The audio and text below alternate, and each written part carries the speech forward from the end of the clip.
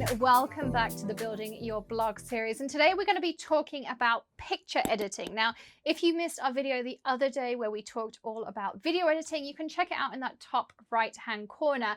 We went through different options in software. Maybe if you're feeling limited by one set of software, where can you go from there, and what do you do after that? But today we're talking about pictures, and if you have something you'd like us to cover in this Building Your Blog series, you can drop it in the comments below. But as always, this series is sponsored by Skillshare, and they have given us another link for a 2-month free trial. So if you want to check out some of their videos, there are so many different things you can learn from Skillshare. Whether you want to boost your career, you want to learn about business, you want to learn about accounting, you want to learn about videos like this, you want to up your photography skills, or even your crafting skills. There's some great watercolor videos. I've learned some new skills in there. There's also maybe how to take professional pictures with your iPhone. There's iPhone cinematography skills, or just general cinematography. There's some really, really great videos in there. You can join millions of creators for thousands and thousands of videos, and you can even join me over in there as well to learn more. I have learned so much over in Skillshare, and thank you again for that 2-month free trial for all of our Hedgehog Hollow members. It's not limited. Absolutely everyone can take advantage of that trial. And I have the premium unlimited membership as well. It's less than $10 a month, and I can watch videos over and over again as many times as I want. I can refer back to them, and we often just hop in and we're like, what was that tip they gave us? It was really good, and we just wanted to revisit it. So it's well worth the membership, and you can learn pretty much any subject you want, something new. So today, as I mentioned, I'm going to be talking about picture editing. And that was something that we had in a previous video. Somebody asked, what do you do to edit your pictures? So I was going to start off kind of where we started, what options do you have, and then how we've evolved over time, and how you can evolve your process. There's lots and lots of different things you can do. Of course, you can take them on a DSLR, you can take them with your iPhone, and then what do you do to edit? So there's lots of different things out there. I know PicMonkey is a very popular thing, something I often use to make graphics or do edits, and it comes preloaded, and there are some paid options in there, but the majority of graphics are free, and I really like Canva. That's canva.com. It's a really great website. It's free to sign up, and there's so many different options, and they have preloaded Instagram sizes, Facebook headers, Facebook posts, Pinterest posts in there. You can make tons of free graphics, lots of editing options. You can do like overlays, all sorts of different things. I think it's well worth signing up for an account there, and I still create some of our graphics that you'll see on Canva. Really, really great website. So try that.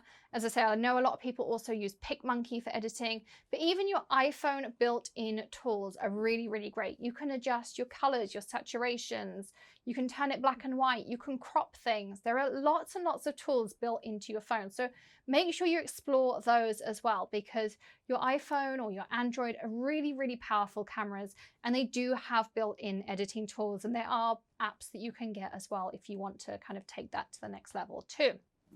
One thing I'm also going to say is make sure you have a watermark. Watermark all of your photos. We always add a little Hedgehog Hollow in the corner.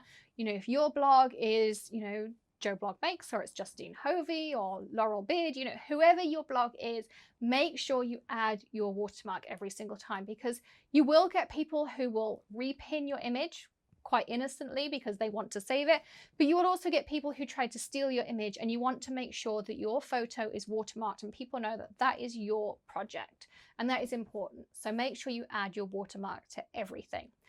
So go create a watermark, whether you use a free tool, whether you just write text across your image with, created by Alexandra Stapleton Smith, Justine, Laurel, whoever, Amber, go write your text on it, or you create a pretty graphic and you add that in. Make sure you always create a watermark and add that to your images. So there are a couple of things there. But if you want to really up the level of your photos, you will find that most people either use the Apple Photos if they have a Mac, but the software that most people use are going to be Adobe Lightroom and Adobe Photoshop. Now you can get those as a standalone subscription, or you can subscribe to the CC Suite, which is the Adobe Creative Suite. Now we have signed up as a subscription because, as I mentioned in the last video, we use the Adobe Premiere Pro as our main video editing software here now at Hedgehog Hollow. So Lightroom for us is something we use to adjust a lot of maybe colors in our photos. So we shoot in a format called RAW. So when you take a picture with your phone, it's a JPEG or a PNG. It's a photo format. But when you take a photo with a DSLR, you can shoot in something called RAW. So that gives us a lot more data in our photos. It gives us a lot more information in our photos, and it means that we can do a lot more with those photos. So it's just a different file format. And when we go into something called Lightroom, we can do tons with that photo. So we can adjust colors, we can do saturations. If you've ever seen those black and white photos that has maybe just like the red bow in it, you can do fun things like that in Lightroom. You can change green to orange if you want to, if you really wanted to do fun things like that. But Lightroom really allows you to play with all sorts of different fun things. You can change saturations, you can change black and whites, you can change intensities, you can really change all sorts of different things. You can change the hues of colors. And you can also make your own presets, or you can go and buy sets of presets. So we know if we shoot in this studio, we need a particular preset to make all of our colors pop based on the lighting setup we have here. And that's something we've refined over time. So we go, okay, here's our photo, let's apply our Hedgehog Hollow preset, and off we go. Whereas you can go to, say, Peter McKinnon, or you can go onto a million different websites and you can go and buy presets from people. You can buy a Kodak preset to make it look like a Kodak photo. You can go and buy presets to go and make it look like a 1950s photo. You can buy all sorts of different presets to make things look in a certain style or a different vibe that you want your photos to look like. And you just go and buy those from websites, you load them into Lightroom, and off you go. So that's one option you have. Another option you have then is Photoshop. And we all hear about how, photos are photoshopped to go in magazines and all those kinds of things. And yes, you can airbrush a photo and make it look completely different if you want to. And there are tons of tutorials out there, Skillshare, YouTube, whatever you want to call it, you can go and learn a million different things. You can also create graphics in Photoshop. You can add text to your photos in Photoshop. You can watermark them.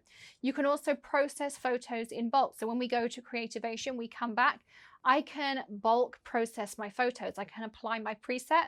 I will have a specific Creativation preset based on the lighting at Creativation because it's a conference hall, so it has different lighting. It applies my watermark in bulk and it changes it from a RAW format to a JPEG format. And I can apply that to 400 photos in half an hour. And it does all three things and then it outputs them to a folder. So it will apply that in bulk to photos, and wedding photographers will do the same thing. So I can do all of that. I can crop it. I can add shapes to it. I can do a million different things. I can add layers to my photos. If you see our giveaway posts, we do all of that in Photoshop. So we take our photo, we apply our preset, and then we say, Freebie Friday, here's our Hedgehog Hollow logo on it. We do all of those kinds of fun things. So Photoshop is really where you can manipulate your photo, you can add your watermark, you can do a million different things. And you can do the same things as you do in Lightroom. You can move your white and dark balances. It's a really great thing to learn about with your photos as well. There's some really great things you can learn in there. So we'll also make sure we add some screenshots into the video, so you'll have seen by now kind of how the two different platforms look when you log into them as well. And you'll see there's different kind of sliders and a different desktop appearance to the two softwares as well. So kind of in summary, if you're starting out, look at something like PicMonkey, the website, look at Canva. And then if you're looking for something more professional, you really want to up your game, then you want to look at learning Lightroom and Photoshop, but they are paid subscriptions. So there is a monetary kind of commitment to learn those and a time commitment in learning them. So I hope you found all of that useful. But of course, also you can go to Skillshare and you can take up our 2-month free trial, link in the description, and you can go and learn some of those skills too. And I think you'll find that really useful. And you can learn the photography in the first place. You can learn the difference between JPEG and RAW, and then you can learn some of those editing skills. So As always, don't forget to hit subscribe, ring the bell. Lots of fun things for you coming up. Give us a thumbs up if you enjoyed this video. Don't forget to subscribe to the playlist if you are starting your own blog. You can learn lots of fun things. We're guiding you through the process here at Hedgehog Hollow. Join our community so you can chat. We're always here to help as well. And I'll see you again tomorrow for a tip trick tutorial or maybe something a little bit different. We'll see you all again very soon. Happy crafting, everyone. Bye.